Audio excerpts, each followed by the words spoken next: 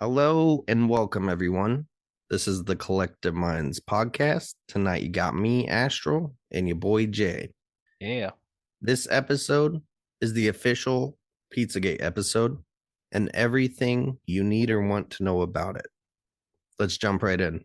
So, I felt it very appropriate to go back where, for me, it all started, which is to a person whom influenced the beginning of some very serious allegations when it comes to FBI governmentally related human trafficking led by satanic cult rituals. And therefore, so let's go back. Let's go back to someone you may or may not know named Ted Gunderson. So Theodore L. Gunderson was a federal Bureau of Investigation special agent in charge and head of the Los Angeles FBI. He was also an American author and a conspiracy theorist, and some of his FBI casework included the death of Marilyn Monroe and the assassination of John F. Kennedy. He was the author of the best-selling book, How to Locate Anyone Anywhere Without Leaving Your Home. In later life, he promoted a number of conspiracy theories, notably including satanic ritual abuse. Ted Gunderson was born in Colorado Springs. He graduated from the University of Nebraska-Lincoln in 1950. In December 1951, Gunderson joined the Federal Bureau of Investigation under J. Edgar Hoover. He served in the Mobile, Knoxville, New York City, and Albuquerque offices. He held posts as an assistant special agent in charge of in New Haven and Philadelphia. In 1973, he became the head of the Memphis FBI office, and in 1975 became head of the Dallas FBI office. In 1977, Gunderson was appointed head of the Los Angeles FBI. Now, in 1980, he became a defense investigator for Green Beret Dr. Jeffrey R. McDonald, who had been convicted of the 1970 murders of his pregnant wife and two daughters. Gunderson obtained affidavits from Helena Stokely, confessing to her involvement in the murders, which she claimed had in actuality been perpetrated by a satanic cult of which she was a member. Stokely later took and passed a polygraph, with the military examiner concluding that Stokely truthfully believed that she was present at McDonald's house during the murders. But because of her drug use during and after the murders, the examiner could not conclude if she was actually present at the scene of the murders. Sometime afterwards, Stokely changed her story and denied ever having seen McDonald and was adamant she was not involved. Under oath, Stokely denied any culpability in murders and any knowledge of who may have committed the acts. However, on her deathbed, at the young age of only 31, Stokely changed her story one final time and reiterated and reaffirmed that she was present during the murder of McDonald's family and that McDonald himself is actually innocent. Gunderson became a leading figure on the far right and a leading anti-government conspiracy theorist. He was involved in the McMartin preschool case at the heart of the 1980s satanic panic. He made numerous confident statements supporting the truth of the supposed abuse rings and became a recognized spokesperson on the dangers of satanic ritual cults. In a 1995 conference in Dallas, Gunderson warned about the proliferation of purported secret occultist groups and the danger posed by the New World Order, a conspiracy theory about an alleged shadow government that would be controlling the United States government. He also claimed that a slave auction in which children were sold by Saudi Arabian agents to men had been held in Las Vegas, that 4,000 ritual human sacrifices are performed in New York City every year, and that the 1995 bombing of the Alfred P. Murrah Federal Building in Oklahoma City was carried out by the U.S. government. Gunderson also claimed that in the United States, there's a secret widespread network of groups who kidnap children and infants and subject them to ritual abuse and subsequent human sacrifice. Now remember, this guy is a highly prolific, top leading FBI agent of his day coming out and saying this stuff. So for them to use words like conspiracy theorist or far right, you know how they use it today, it's pretty wild. This guy was an FBI agent for so long, not just a regular one, leading FBI agent. He was the boss. Well, he was the guy. He was the guy. And you can actually look up his videos. He did talks about this, and he's not trying to convince you of anything. He's telling you what's happening. Satanic ritual abuse and the cult And the religion, if that's what you like to call it, has been around for a long time. And all it's done is grown, not get more niche, not get more smaller. It's grown and it's hidden.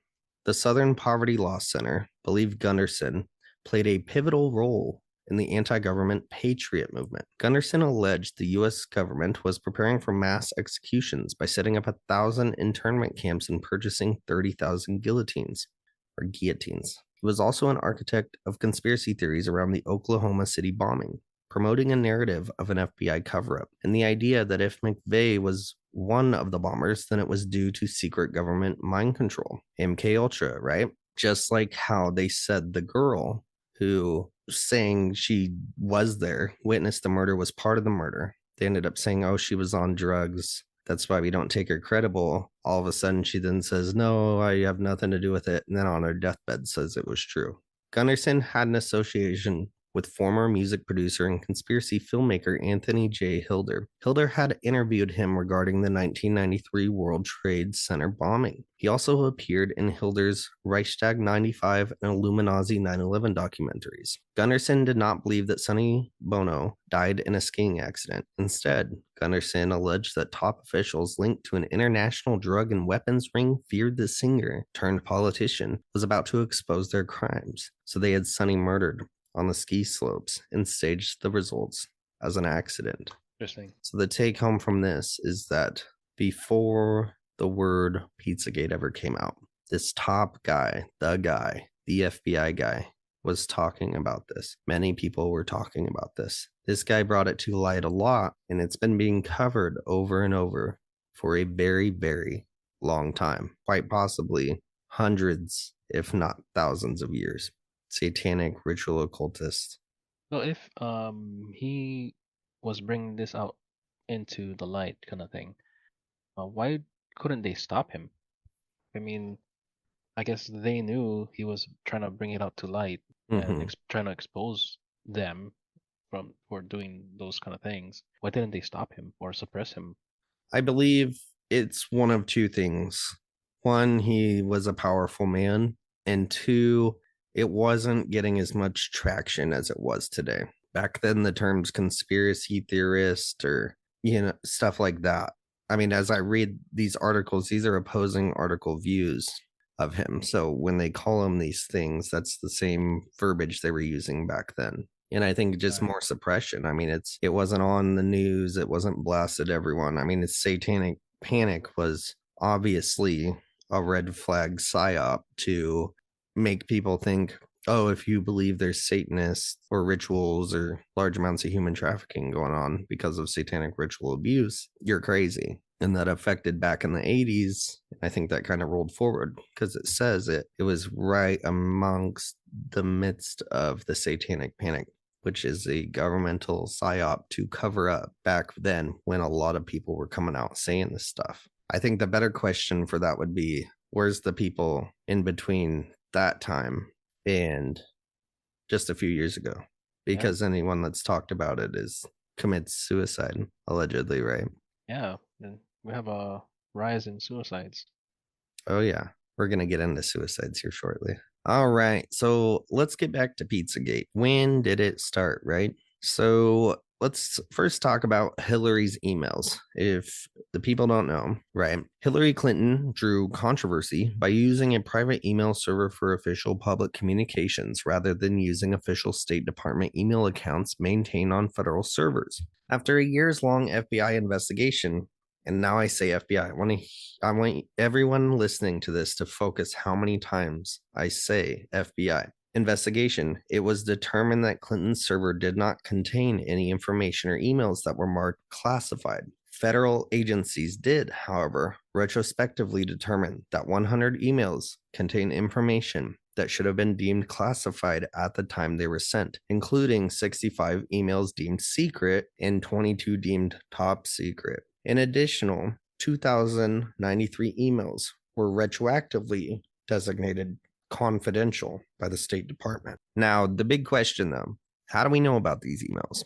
Well, it comes from WikiLeaks, the WikiLeaks emails. WikiLeaks released emails of John Podesta, Hillary Clinton, Barack Obama, and others, but these are the three we're going to focus on. There was around 50,000 emails leaked in total. So First, let's talk about Podesta. Podesta is an American political consultant who has served as senior advisor to President Joe Biden for clean energy innovation and implementation since September of 2022. Podesta previously served as White House Chief of Staff to President Bill Clinton from 1998 to 2001 and counselor to President Barack Obama from 2014 to 2015. Before that, he served in the Clinton administration as White House Staff Secretary from 1993 to 1995 and White House Deputy Chief of Staff for Operations from 1997 to 1998. So this guy, Democrat, has been in the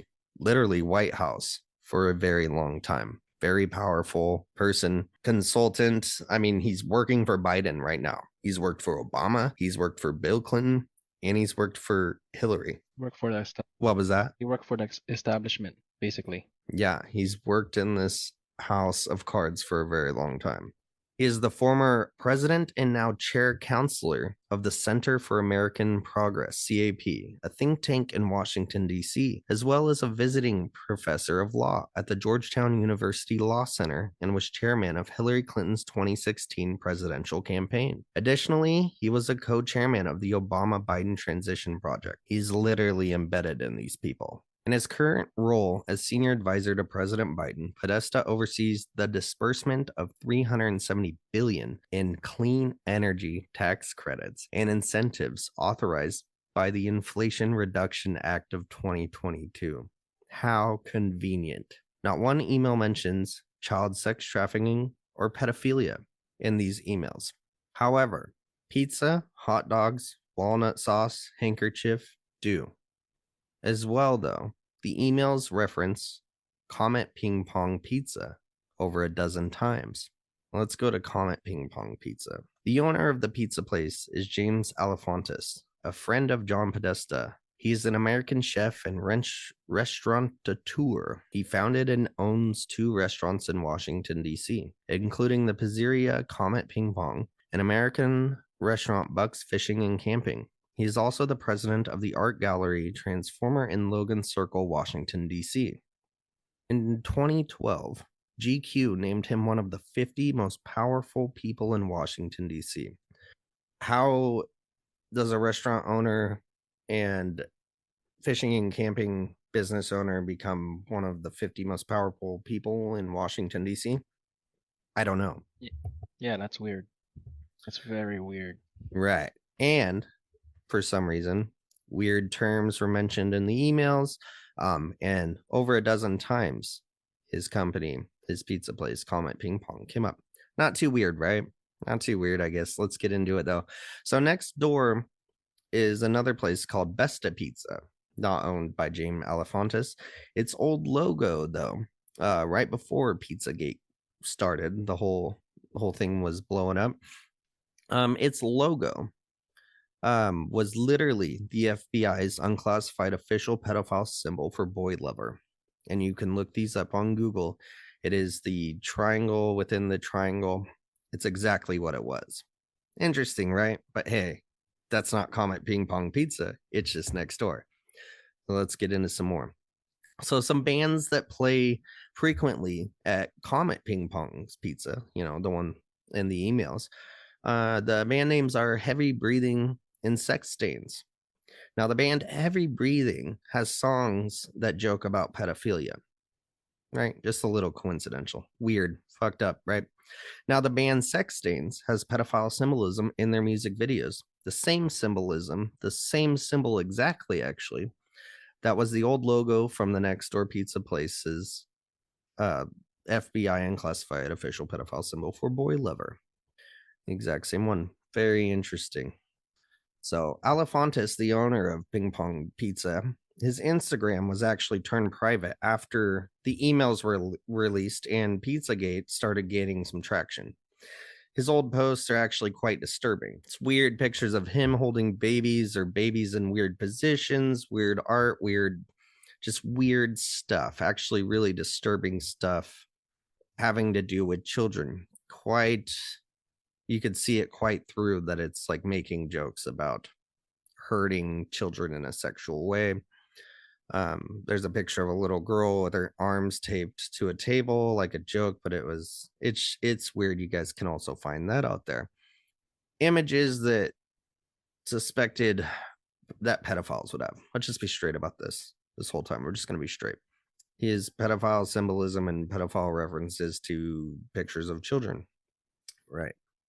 So let's talk about his name real quick. Elephantis. James Elephantis. So in French, Jaime or James, however they say it, Les Infantis translates to I love children.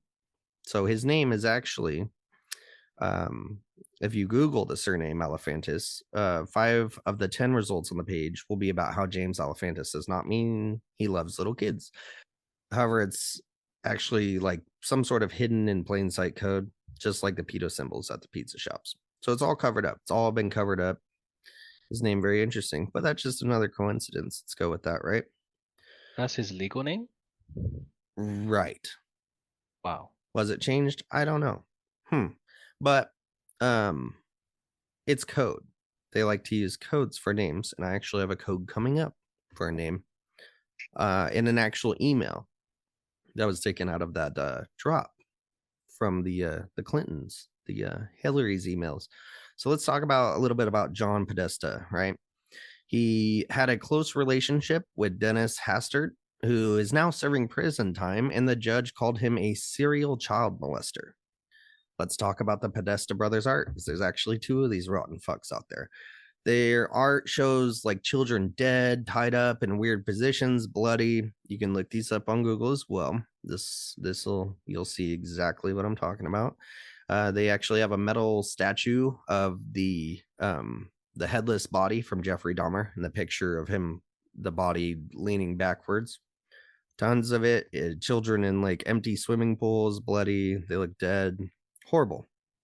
There's actually an alleged audio of John Podesta that you can go listen to quite easily. I'd just say BitChute if you wanted to find it real quick. Screaming at a little boy in the shower, saying, "Get in the water," as the child screams and cries. And he's screaming at the child, "What is my name?" And the child says, "John." And then he's screaming, and I don't know what he's doing to the kid. Kid's screaming, and then he's yelling at him more. And then he says, "Skippy," and which is Podesta's nickname. Which, how many people do you know named John and their nickname is Skippy? And this blurry video and audio allegedly comes from Anthony Weiner's laptop. We'll get to that in a minute, so keep that in mind. He ends up making the child call him dad or father. It's horrible audio, so discretion, I mean, it's bad. Another point about Podesta, this could also just be coincidental. Madeline McCann, the little British girl that's been missing for quite a long time. They had original suspect sketch drawings, and they look exactly to the T like the Podesta brothers. There was also one released of a person of interest back then, who is a female with short black hair and looks exactly like someone we all know now after the Epstein case. Do you know who that is, Jay? Ghislaine That's Maxwell. yeah, I didn't want to mess up that name. Yeah, I I know. was trying to yeah. Gotcha. It's all right. It's a foreign name. Yep. Ghislaine Maxwell. And that just sounds coincidental, but everyone should recheck all of these themselves. However, definitely go check out the sketch pictures of the Podesta brothers that was drawn. It's them. And the girl is literally Ghislaine Maxwell. So now we're going to go back to the emails, right? And here's an email that was sent to Podesta from someone. And I'm going to tell you the name, and then I'm going to tell you what the name means. And I could not find someone with that name. So I think it's just like a display name, cover name, or something, whatever you want to call it. So this is actually someone put this together. And I want to read this to you and then tell me what you think. So it's the Presidio military base abuse. There's an article. Unfortunately, the next step in this expose takes us to truly bizarre and disturbing places. A particularly disturbing child abuse case involving a military daycare center came to light in 1987. New York Times. Allegations of abuse involving 60 children, some infants, surfaced at the Presidio military base in San Francisco. I would like to point out that this article claims that child abuse allegations had surfaced at more than 30 military daycare centers across the country in the previous 3 years before its publishing, including some of the most esteemed bases such as West Point and Fort Dix. It would be impossible to lay out the cases for each one here, but I would like to share this quote from the San Jose Mercury News. Children at West Point told stories that would become horrifyingly familiar. They said they had been ritually abused. They said they had had excrement smeared on their bodies and been forced to eat feces and drink urine. They said they were taken away from the daycare center and photographed.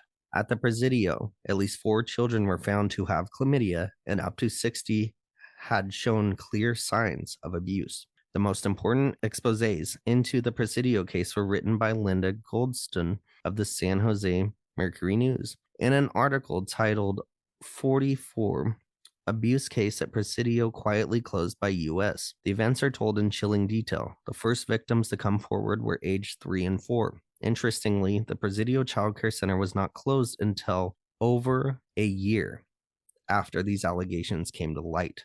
Initially, charges were only brought against one man, Gary Hambright, a civilian employee. Later, it was revealed that police were investigating a man named Michael Aquino, Lieutenant Colonel.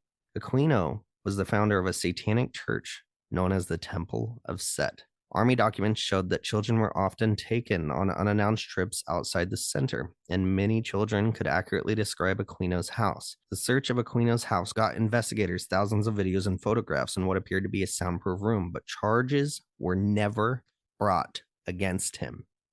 So there's satanic rituals inside of the military back in the late 80s of at least 60 something hundreds of kids. Thousands, possibly. So this email was sent to John Podesta from someone that goes by Amrita. It says, "Trust you received the Army cookbook I sent to you by now. Warm regards, Amrita." Podesta replies, "Of course. Thank you so much for the cookbook. Soon, Tony." Now, I want to tell you something real quick. But I looked up Amrita because I was trying to find someone with that name. Amrita is a Sanskrit word that means immortality. All right, so I guess we could call these guys elites. These elitists, right? They like to use code names that mean actual things in other ways and places. They also like to use code words. So let's jump to a specific email from Hillary Clinton to Mr. Former President Barack Obama. And it reads exactly: "Dear Barack, when we began the pizza arrangement, I thought we were going to be more careful than this. Operating from the White House is not what I originally had in mind. Remember that the hot dogs can come, but if you make a spectacle out of it, this will be our downfall. Please know that I am speaking as a friend. You are the president and can do as you like, but I have to say I think it would be wiser to restrict this activity to our predetermined locations. Let me know what everyone thinks. We can vote on it if you'd like. Thanks. Hillary." That's Obama. so interesting. Very interesting, right? And check this Yeah. out. Obama continued to spend about 65,000 taxpayers' dollars flying in what was referenced as pizza and hot dogs from Chicago for a private party at the White House. Let me tell Wow. you, yeah, the official FBI code for hot dog is boy. The official FBI code for pizza is girl. The official FBI pedophile secret organizational group codes: hot dog is boy, pizza is girl. Now let me read that again. Obama continued to spend about 65,000 taxpayers' dollars flying in what was referenced as pizza and hot dogs from Chicago for a private party at the White House. Now let's go back to ping pong pizza. How about we? A little before 3 p.m. on December 4th, 2016, Edgar Madison Welch entered Comet Ping Pong carrying a loaded AR-15.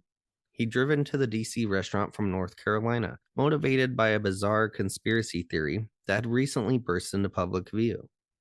That's Pizzagate. Alongside the surprise election of Donald Trump.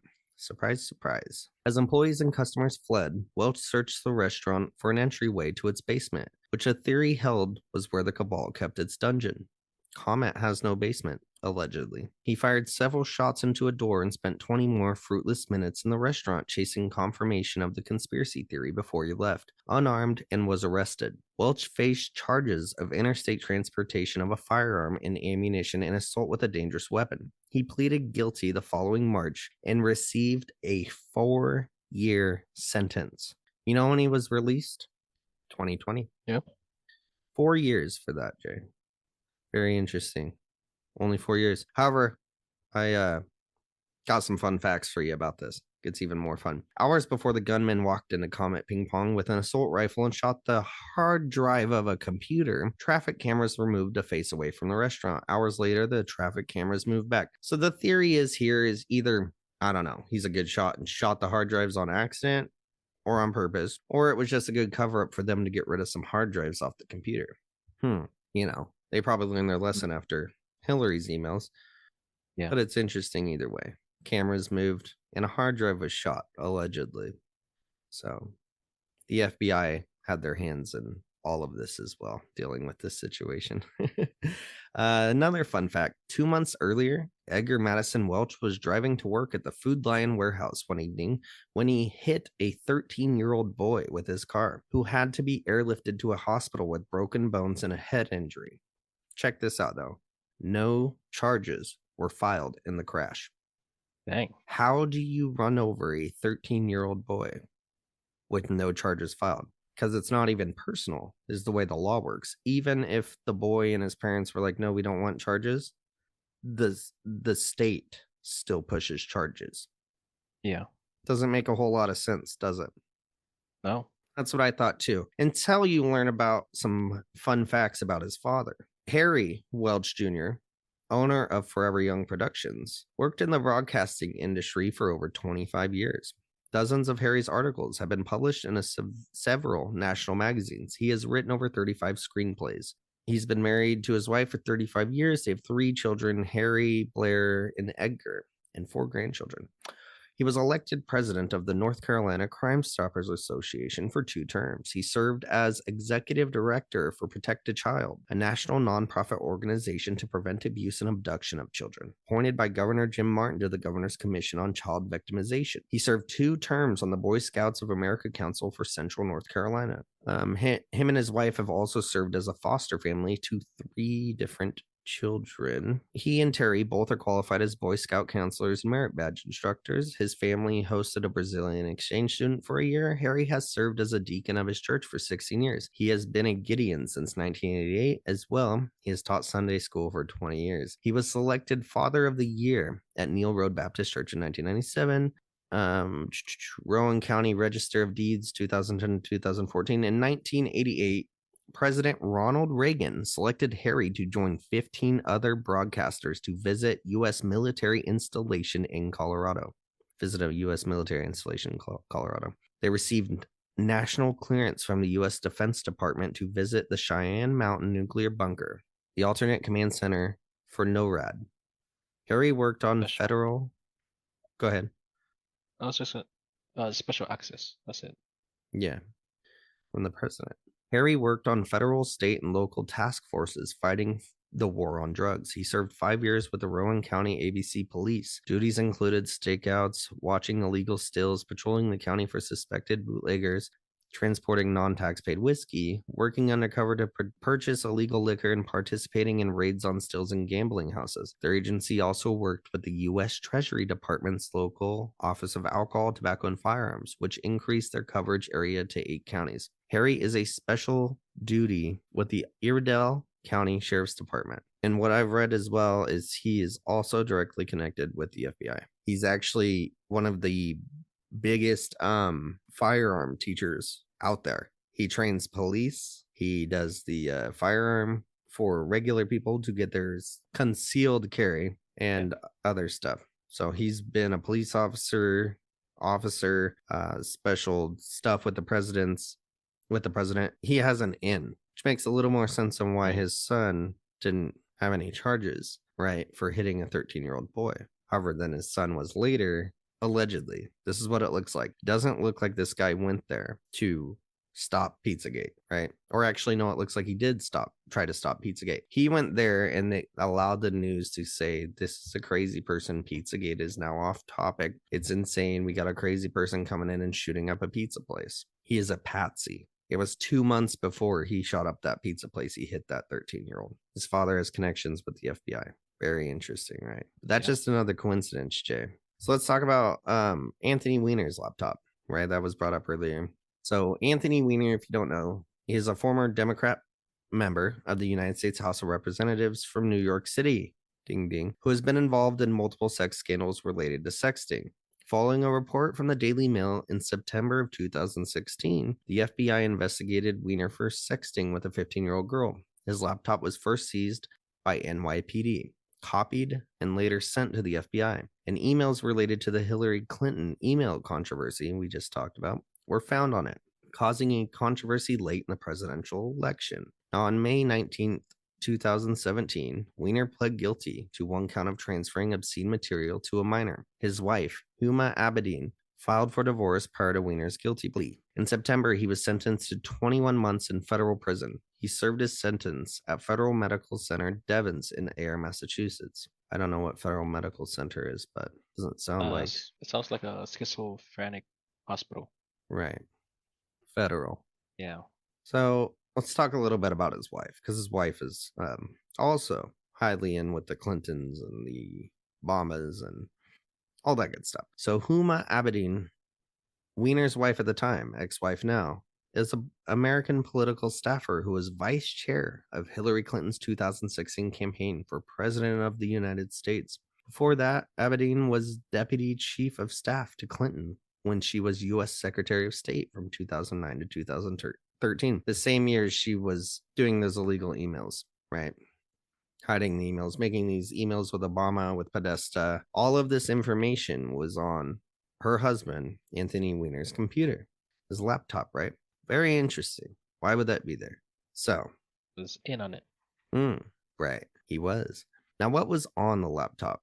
Well, because he was a sexual deviant, obviously, attracted to minors. But what was on the laptop? On the laptop was around 675,000 emails, and less than half of a percent of the Hillary emails were checked by the FBI. Now, the official report says most of the emails were never examined, even though they made up potentially 10 times the evidence against Hillary Clinton. I mean, the FBI's warrants did not cover the golden emails, as they call it, which were the BlackBerry backup emails. So those would probably be the most important ones if I was to guess, if you're backing up the emails, right? So they didn't even look at it. They didn't want to. They were covering up. They didn't even dive into it. So there was also something else there. There was a folder labeled on his laptop called life insurance. Now, Sydney Powell tells what she heard about the folder, and it's the same thing that I heard. Pretty much that the most hardened of the New York Police Department investigators, after going through the folder, they went and threw up, they cried, and they ended up going to counseling after seeing what was in it, right? Now, leaks from one of the officers verifies this account. I'm pretty sure he never actually revealed who he was, because after all this came out and after those people saw it, 9 out of the 12 cops involved, quote unquote, committed suicide that year. Now, what is in this folder is what we now call frazzle drip. So what we know about frazzle drip is that there was 2 videos, but the same ritual. One of a doctor with a child tied to a bed. Another one out in the woods with Huma, who we just talked about, Anthony Weiner's wife, or ex-wife now, the staffer supporter of Hillary Clinton, best friends, best buddies, and Hillary Clinton herself, with a child tied up in the woods. Surrounded by a pentagram, they allegedly torture, rape, cut up this child. The officer tells the story of Clinton roughly cutting off the child's face while she's alive, puts it on her face as a mask, jumping around, intimidating the child, making the child screaming, pain, all that stuff. And eventually cut a Z into the stomach, pull out intestines, and about that time they're chanting at the same time. Allegedly, they use these long tongue tweezer things to pull out of her nose up into her brain the adrenal gland. Oh, Allegedly, some sort of dark entity is called or appears or shadow something is being brought up, and pretty much it's bringing the demonic through the blood of a child. It is a satanic ritual, and they're drinking the blood, all that stuff. Hillary Clinton and Huma split the pineal gland in half, or what they have of it, and each eat it. And that's allegedly what this video shows. That's Fragile Drip. It's a satanic ritual based pretty much to slight God to get evil beings to do their bidding one way or another. It's a human sacrifice, is what it is. Welcome to the world of human sacrifice, everybody. So let's go into this real quick. What is adrenochrome? Because that's a big part of that ritualistic sacrifice. It's adrenalized blood. It allegedly has reverse kind of aging effects, and it's an incredible high, is what they say. Supposedly used by elites all over the world, celebrities, everyone, you name it, that's part of this big group that we're not in. Now, I've heard that adrenochrome is only taken from children because for some reason the adrenalized blood of adults actually has the opposite effect and makes you very sick. So it's taken from children. And that would explain a lot with these satanic rituals. So it's been portrayed in movies and other things many times. Got some theories on it. So I believe that this isn't all just this trafficking. Most of it isn't about sex. That's part of it. This the sex magic, the sex rituals. It's all for one thing. It's satanic worship. They believe in what they call their God. And it is real. If you believe in God, you believe in the devil. And this is a growing thing, like we said from the beginning, or like, was read. It's gotten only bigger, more progressive, more constructed. That's why it's so hidden. Most children are bred inside of the cult, inside of their what they call a religion. It's bred inside. Undocumented children. Right. But they need more than that. So how do they get more? Human trafficking from other countries are quite the obvious one. Because in a first world country like the United States, kids do go missing, but patterns are easily seen, and not every detective can be controlled. There's a lot of people out there with a lot of ways of finding or hunting down or doing detective work to figure this out. So the way they typically do most of this is through children in other countries, foreigners, third world countries. So let's jump ahead. Let's go to Trump. Let's go to Trump's era, back when he took, because all of this plays out right before, during the Obama administration, or towards the end of it, and then during the time Hillary Clinton was running against Trump. That's when all this stuff came out up until now. Now, during Trump's administration, he signed in an executive order to stop high-profile international human traffickers. And it is believed widely that through the release of all of these emails and the cover-ups from the FBI and the evidence that was presented actually influenced this decision. And I believe it was late 2017 when this happened. I'm not sure, but it happened quickly. And within a year, more traffickers were caught and more children were saved than the entire 8 years of the Obama administration. Reason? Very soon after Trump signed this executive order, Epstein was caught. And very, very shortly after Epstein was caught, COVID started and everyone became locked right. down. And that's when you saw the celebrities and everyone that was big, they started acting weird and saying it was because they were in lockdown in their mansions. They had withdrawals. Exactly. That's what I think. They were acting like they were fiending for a drug. Yeah. All of a sudden, more traffickers, more kids were saved than literally all of 8 years of Obama administration. It might go further back than that. And we get shut down. And everyone that would allegedly be on this stuff wouldn't have it. Correlation, but they got the perfect cover up. Right. And that's when there's people said they started seeing small bodies in like being put into the hospitals, and they were attached to like feed bags and stuff like that, which I can't prove, but that's when those theories came out. And no one was putting really two and two together. other than possible tunnels and mountains like national parks being emptied out with hundreds, if not thousands, of children being saved under the cover of, I guess, Trump or something. And I just listened to um, a satanic abuse survivor that actually grew up in it, and she stated that they do hide them in the mountains in like caves, but it's not caves like you'd think, like dirty old caves. It'd be like dumps, deep underground military bases, which, if we go back to the very not very long ago what we were talking about, they were doing that on the surface of military bases back in the late 80s. Looks like they just moved it underground. Now, how do you replace all of those, the need? Because here's the thing, this many kids going missing and everything, it's not a sex thing. This has to be some sort of harvesting thing, in my opinion. You don't need 100,000 kids. You don't need 10,000 kids. You know, if it was just this weird, creepy thing. I got one thing Right. for you though. How do you fill up cages full of kids? Just like Obama had. The border? Exactly. You install Joe Biden and you open that border on the first day he gets put into office. Now, let me Mm, tell you a fact about that though. 1/3 of all of the kids that have went to that border have went missing from the border since Biden has been in office.